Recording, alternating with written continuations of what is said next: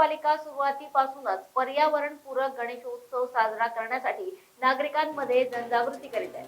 यावर्षी पीओपी गणेश मूर्तीची निर्मिती, विक्री आणि खरेदीवर पूर्णपणे बंदी घालण्यात आली आहे। त्यामुळे पर्यावरणपूरक गणेशोत्सवास प्राधान्य देऊन घरी मातीच्याच मूर्तीची स्थापना करावी असे आवाहन महापौर दयाशंकर तिवारी यांनी केले। महापौर दयाशंकर तिवारी म्हणाले, पीओपीच्या मूर्तीचे अनेक नुकसान आहेत, ती पाण्यात विरघळत नाही, यामुळे श्री गणेशाचे विटंबना होते, त्याचसोबत जल प्रदूषण होऊन पर्यावरणास मोठी हानी पोहोचते। त्यामुळे यावर्षी सर्वांनी पर्यावरणपूरक गणेशोत्सव साजरा करा, आपल्या घरी मातीच्याच मूर्तीची स्थापना करा, सजावट करताना प्लास्टिक आणि थर्मोकॉलच्या वस्तूंचा वापर करू नका असेही आवाहन महापौरांनी केले। गणेशोत्सव हमारे दरवाजे पर खड़ा है और 1 वर्ष की प्रतीक्षा के बाद गणराया हमारे घर पधार रहे हैं। नागपुर महानगर पालिका ने 2012-13 में एक इनिशिएटिव लिया था कि गणेशोत्सव जो है पर्यावरण पूरक होना चाहिए। 2013 में महानगर पालिका ने एक कानून बनाया था और वह कानून को अब केंद्र सरकार ने स्वीकृत कर लिया और अपने कानून में महानगर पालिका का भी उल्लेख किया है। संपूर्ण देश में पीओपी की गणेश मूर्ति पर प्रतिबंध लगाया गया है। पीओपी की जो मूर्ति है ये पानी में घुलती नहीं है, इससे भगवान की विडंबना भी होती है, अपमान होता है और कहीं ना कहीं हमारी भावनाएं भी आहत होती है और जल स्तोत्रों पर भी उसका विपरीत असर पड़ता है, जिससे जलचरों को और पानी के उन स्तोत्रों को जो तालाब में पुनः भरण का काम करते हैं बहुत बड़े प्रमाण में वे उसे प्रभावित भी करती है। महानगर पालिका के जिस कदम को हमने शुरुआत की थी उसे केंद्र ने आज राष्ट्र में कानून के रूप में परावर्तित कर दिया है।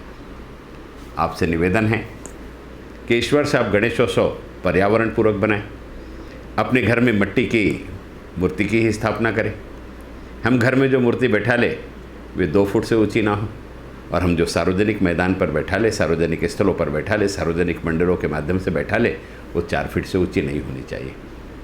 साथ ही साथ ये मूर्तियाँ मिट्टी की ही होनी चाहिए।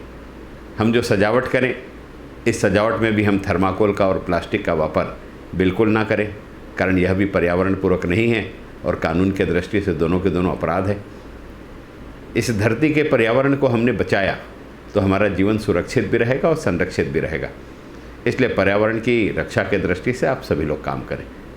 हम गणेश जी को रोज़ निर्माल्य चढ़ाते हैं, ये निर्माल्य जल स्तोत्र में न फेंकें, हमारे घर में जमा रखें। महानगर पालिका के माध्यम से दोपहर के समय में आपके मोहल्ले से महानगर पालिका की गाड़ी घूमेगी और इन निर्माल्यों को एकत्रित करके उसे खाद में परावर्तित करने का काम करेगी। अर्थात देवताओं को अर्पित किया हुआ जो निर्माल्य है ये पैरों में ना पड़े, कचरे में ना पड़े और खाद के रूप में इस्तेमाल होकर के फिर से बगीचे में मट्टी में मिल करके फिर से नई प्रकृति का सृजन कर सके, इस प्रकार का नियोजन महानगर पालिका ने किया है। आप कोशिश करें कि घर में छोटी मूर्ति है तो उसका विसर्जन भी घर में कर लें।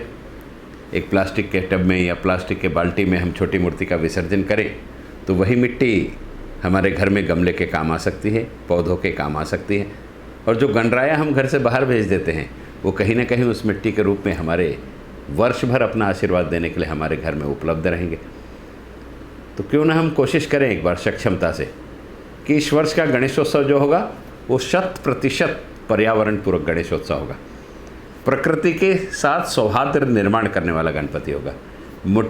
मिट्टी की 100% मूर्ति बैठेगी और मिट्टी की मूर्ति के साथ साथ हमारा जो वहाँ पर डेकोरेशन होगी, सजावट होगी, वो सारी की सारी हम पर्यावरण पूरक वस्तुओं से ही करेंगे। इस दृष्टि का हम संकल्प लें। यह गणेशोत्सव आपकी संपूर्ण मनोकामनाएं पूर्ण करें।